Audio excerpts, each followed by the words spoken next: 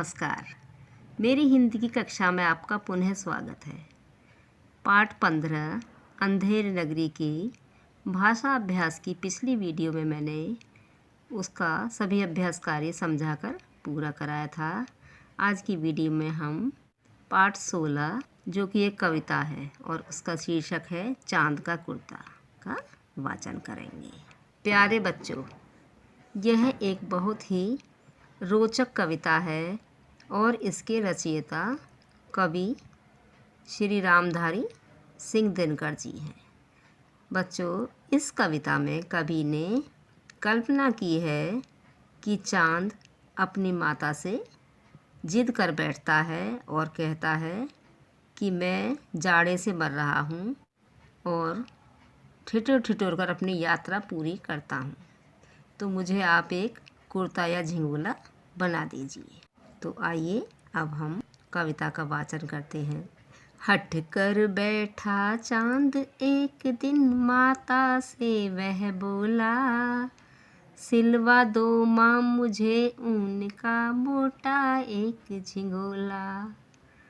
सन सन चलती हवा रात भर जाड़े से मरता हूँ, ठिठुर ठिठुर कर किसी तरह यात्रा पूरी करता हूँ। आसमान का सफ़र और यह मौसम है जाड़े का, न हो अगर तो ला दो कुर्ता ही कोई भाड़े का। बच्चे की सुन बात कहा माता ने, अरे सलोने, कुशल करे भगवान लगे ना तुझको जादू टोने। जाड़े की तो बात ठीक है पर मैं तो डरती हूँ, एक नाप में कभी नहीं तुझको देखा करती हूँ।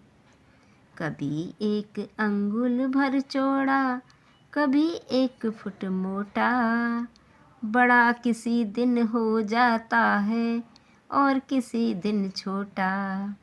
घटता बढ़ता रोज़ किसी दिन ऐसा भी करता है, नहीं किसी की भी आँखों को दिखलाई पड़ता है। अब तू ही तो बता नाप तेरा किस रोज़ लिवाएं, सीधे एक झिंगोला जो हर रोज़ बदन में आए। बच्चों, मैं आपको इस कविता का भावार्थ समझाती हूँ। हट कर बैठा अर्थात चांद एक दिन जिद कर बैठा और वह अपनी माता से बोला कि हे माता, मुझे ऊन का एक मोटा सा झिंगोला अर्थात बड़ा सा कुर्ता या पहनने का कपड़ा सिलवा दो।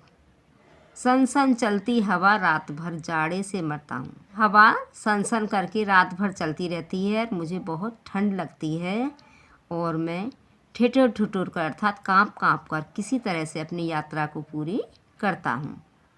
आसमान का सफ़र और यह मौसम है जाड़े का।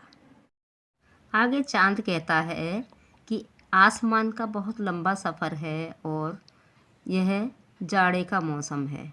झिंगोला ना सिलवा पाएँ तो मुझे एक किराए का ही कोई कुर्ता ला दीजिए। बच्चे की सुन बात कहा माता ने, अरे सलोने। जब चांद की माता ने बच्चे की बात सुनी तो कहा कि अर्थात सुंदर बच्चे, कुशल करे भगवान लगे न तुझको जादू टोने।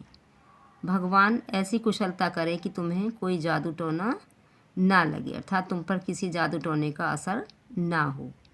जाड़े की तो बात ठीक है पर मैं तो डरती हूँ।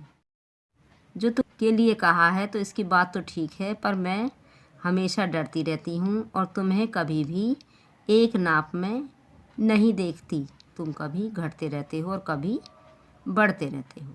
कभी 1 अंगुल भर चौड़ा कभी 1 फुट मोटा।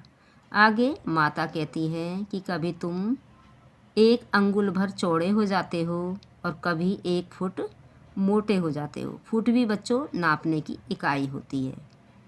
बड़ा किसी दिन हो जाता है और किसी दिन छोटा। तुम किसी दिन बड़े हो जाते हो और कभी बहुत ही छोटे हो जाते हो। घटता बढ़ता रोज़ किसी दिन ऐसा भी करता है। अब तुम रोज़ घटते बढ़ते रहते हो और किसी किसी दिन ऐसा भी करते हो कभी बिल्कुल गायब हो जाते हो, अर्थात किसी की आंखों को तुम दिखलाई भी नहीं पड़ते।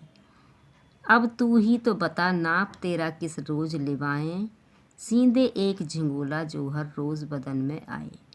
आगे चांद की माता उससे कहती हैं कि अब तू मुझे यह बता कि मैं किस रोज़ नाप लिवाऊं, या फिर यदि तेरी ठीक ठीक नाप ले दी जाए तो फिर मैं एक मोटा सा झिंगोला सी दूँ जो कि तुम्हारे हर रोज़ यानी कि हर दिन तुम्हारे बदन में ठीक प्रकार से आ जाए। तो बच्चों, अभी मैंने आपको इस कविता का वाचन करके बताया, महाभारत को भी समझाया है। अगली वीडियो में इसी पाठ के शब्द अर्थ और प्रश्न उत्तर आदि सभी कार्य को लिखकर बताऊंगी। धन्यवाद।